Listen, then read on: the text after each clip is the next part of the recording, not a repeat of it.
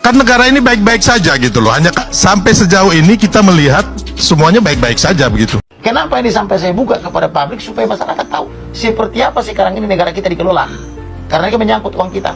Dan nanti juga suatu saat akan saya buka lagi yang jauh 1 juta kali lebih dahsyat daripada sini. Di mana ada bank membuka bank di dalam bank sentral. Bank membuka bank Di dalam bank sentral.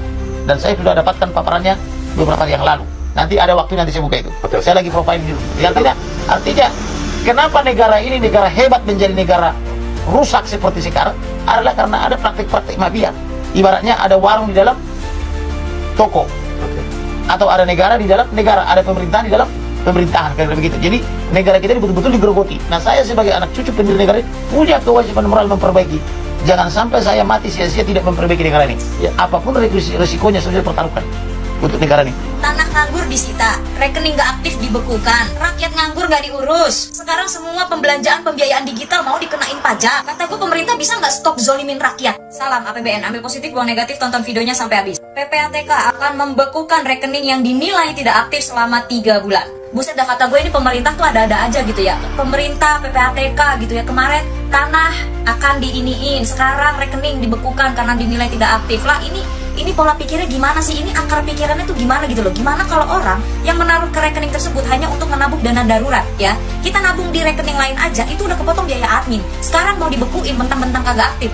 Lah kalau itu cuma buat nabung bagaimana? Kata gue ya, yang harusnya dicurigai itu bukannya kalau ada transaksi rekening yang tidak wajar ya, bukan malah rekening yang tidak aktif gitu loh. Justru rekening yang transaksinya mencurigakan yang harusnya dibekukan gitu loh, bukan rekening yang malah tidak ada transaksinya gitu. Gimana sih pola pikirnya, gue nggak ngerti deh. Terus gimana orang-orang yang cuma punya rekening cuma buat nabung gitu loh? Bener kan kata gue, tiap bulan kan udah dipotong sama biaya admin banknya. Terus sekarang mau dibekuin juga, kata gue ininya di mana? Buat kalian yang nggak tahu apa artinya rekening dorman, jadi rekening dorman itu rekening yang dinilai tidak aktif gitu ya. Nih kalian bisa baca sendiri deh ya. Duit sendiri, kerja cari sendiri, masih aja direcokin sama negara. Dah kata gue curiga dah rakyat Indonesia semuanya bakal masuk surga jalur VIP nih gara-gara kebanyakan dizolimin. Ditambah sekarang katanya amplop kondangan itu mau dipajakin juga. Kata gue gimana rakyat Indonesia mau berkembang biak kalau mau nikah aja dibikin trauma gitu loh. Udah nabung buat nikah susah gitu ya, sekalipun nikah bisa di KUA. Tapi kan nikah kan ada makan-makan, ada apa segala macam, terus pasti ada yang ngamplopin, ada juga zaman sekarang yang transfer gitu kan, ngasih amplopnya gitu via transfer gitu kan, terus mau dipajakin juga. Kata gue, lu bisa nggak berhenti menyusahkan rakyat? Bener kan kata gue di konten gue yang kemarin, gue hidup cuma sekali gitu, kita semua hidup cuma sekali gitu ya, nggak tahu reinkarnasi jadi apa gitu kan, kali gue jadi macan, jadi singa, jadi biawak, jadi api gitu kan, cuman gue jadi manusia nih hidup cuma sekali ya, kenapa gue dilepehnya itu di WNI, kenapa gue dilepehnya itu di Indonesia gitu, kenapa? Permasalahannya nih, ini kalau begini-begini, ini yang udah otomatis paling kena, itu ya rakyat kecil. Mau sampai kapan rakyat kecil diinjek terus, udah kecil makin kecil, kata gue yang bener-bener aja deh. Ya, teman-teman, selamat datang kembali di channel ini. Ya, itu yang dikatakan oleh Sylvester Matutina ya, ketika masih belum mencuat ke publik masalahnya, teman-teman, bahwa kata Sylvester, negara ini baik-baik saja. Nah, tentu ya kita tidak tahu bagaimana kabar dan nasib Sylvester Matutina sekarang ya, karena sudah muncul ke publik bagaimana permasalahannya yang sebenarnya dia adalah mantan napi yang belum dieksekusi, dan tentu sangat-sangat disayangkan sekali ya, artinya bahwa kalau misalnya Sylvester Matutina sudah ya ditangkap ya di penjara, maka ya semakin lama ya dia menunggu hukumannya hanya 1,6 tahun, maka sudah selesai ya. Tapi sekarang ini sama saja kayak dia di penjara, tidak keluar, tidak bisa dilihat orang ya, dikurung ya di tempat yang tersembunyi ya, begitu saja. Nah, jadi ya itu sangat kasihan sekali, artinya bahwa ya sama saja itu sudah di penjara ya, tidak bisa keluar kemana-mana, tidak bisa menjadi orang yang merdeka ya. Kalau dia bisa keluar kemana-mana, maka netizen melihat dia, maka menjadi viral, dan tentu akan didorong jaksa untuk menangkap Sylvester Matutina. Nah, yang menjadi pertanyaannya, sampai kapan Sylvester Matutina ya begini terus? Oke, ya kita beralih kepada kasus ijazah Pak Jokowi. Di sini dikatakan bahwa pengakuan Bonatua Silalahi dibujuk dan dirayu saat minta ijazah Jokowi dibuka ke publik.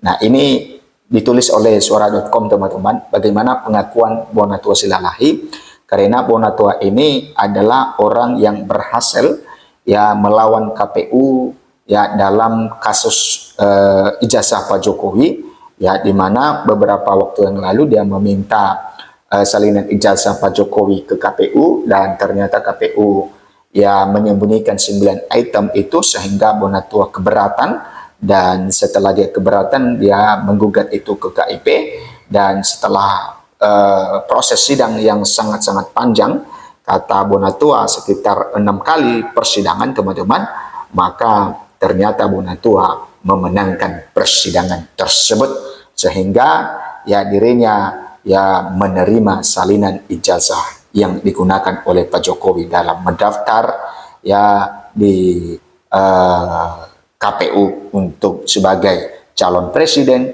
calon juga sebagai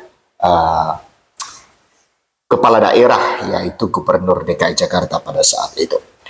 Nah, teman-teman, kasus sengketa informasi terkait ijazah Presiden ke-7 Joko Widodo kembali mencuat ke publik setelah pengakuan terbaru dari pengamat kebijakan publik, yaitu Bonatua Silalahi.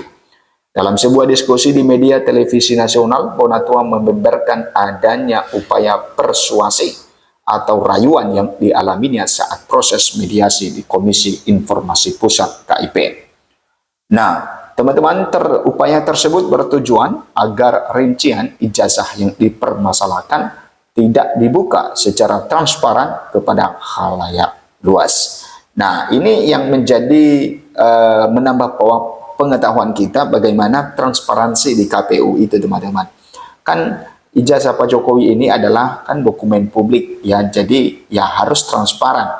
Nah, jadi ya disinilah kita menilai bagaimana transparansi di Komisi Pemilihan Umum. Nah, persoalan ini bermula ketika Bonatua meminta salinan ijazah Jokowi dibuka melalui mekanisme di Komisi Pemilihan Umum KPU. Namun pada tahap awal dokumen yang diterima dianggap tidak lengkap karena terdapat sejumlah poin krusial yang ditutupi atau disensor. Nah, hal ini memicu keberatan dari pihak pemohon yang mengingini keterbukaan informasi seutuhnya sebagai bagian dari akuntabilitas publik. 9 poin yang sempat disembunyikan, Bonatua Silalahi menjelaskan bahwa pada awalnya salinan ijazah yang ia peroleh tidak menampilkan data secara utuh. Terdapat 9 item penting yang disembunyikan dari penglihatan pemohon maupun publik. Poin-poin tersebut mencakup identitas, kemudian teknis dokumen yang biasanya menjadi acuan keaslian sebuah ijazah dalam sistem administrasi pendidikan. Ketidaklengkapan data ini menjadi dasar bagi Bonatua dan juga tim hukumnya untuk mengajukan keberatan secara resmi. Ada 9 item yang disembunyikan termasuk nomor blanko, nama, tanda tangan, ujar Bonatua Silalahi. Ya, ia menegaskan bahwa sejak awal dirinya bersama kuasa hukum telah menyatakan penolakan terhadap sensor data tersebut karena dianggap menghalangi tujuan dari permohonan informasi. Nah, kemudian teman-teman, kronologi rayuan di tahap mediasi KIP. Ketegangan meningkat saat proses sengketa memasuki tahap mediasi di Komisi Informasi Pusat. Bonatua mengungkapkan bahwa dalam pertemuan yang dihadiri oleh mediator tersebut muncul upaya untuk membujuknya agar menyetujui kesepakatan tersebut. Tawaran yang diberikan adalah memberikan akses penglihatan data hanya kepada dirinya sendiri, bukan untuk dipublikasikan secara umum. Upaya dibujuk dan dirayu ini diakui oleh Bonatua terjadi secara langsung di ruang mediasi. Pihak-pihak terkait mencoba mencari jalan tengah yang tidak mengharuskan data tersebut terbuka bagi masyarakat luas. Kita dibujuk dan dirayu. supaya hanya saya yang melihat, ungkap Bonatua mengenai momen di tahap mediasi tersebut. Tawaran tersebut ditolak karena ia menganggap informasi mengenai ijazah seorang kepala negara adalah milik publik, bukan konsumsi pribadi pemohon. Terbukanya kotak Pandora ijazah Jokowi. Setelah melewati proses persidangan sengketa informasi yang panjang dan alot, desakan Bonatua akhirnya membuahkan hasil. Pihak berwenang akhirnya bersedia membuka 9 poin yang sebelumnya ditutupi. Hal ini dianggap sebagai kemenangan bagi transparansi informasi di Indonesia, mengingat status dokumen tersebut yang sempat menjadi polemik di berbagai lapisan masyarakat. Data yang kini telah dibuka secara lengkap tersebut mencakup rincian teknis yang sebelumnya menjadi misteri, mulai dari nomor blanko hingga tanda tangan pejabat terkait pada masa itu. Bonatua mengibaratkan terbukanya data ini sebagai sebuah pengungkapan besar yang selama ini tersimpan rapat. Nah, itu teman-teman tentang pengakuan dari Bonatua Silalahi, bagaimana dia prosesnya mendapatkan ijazah Pak Jokowi, ya, sampai ya melawan KPU di pengadilan, dan ternyata Bonatua ya membuahkan hasil yang maksimal. Dia memenangkan gugatan itu sehingga KPU tidak memiliki cara yang lain hanya untuk menyerahkan ya data tersebut. Silakan memberikan komentar Anda. Sampai jumpa di video berikutnya.